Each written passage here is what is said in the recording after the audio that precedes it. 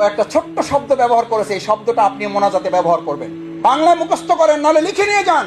ও আল্লাহর বাদশার কাছে বলেছিল, আল্লাহুম্মা কফিনিহিম বিমা শিইতা। আল্লাহ যেভাবে চেয়েছেন সেভাবে আল্লাহ আমাকে কি করেছেন। একটা দোয়া যথেষ্ট একজন মুসলিমের জন্য। আল্লাহুম্মা কফিনিহিম বিমা শিইতা। আল্লাহ তুমি যেভাবে চাও আমার ব্যবসাটা টিকাই দাও। আল্লাহ তুমি যেভাবে চাও আমার ছেলেটাকে ভালো করে দাও। চোখের পানি ফেলবেন, জায়নামাজে স্ত্রী সন্তানকে নিয়ে পানি ফেলবেন।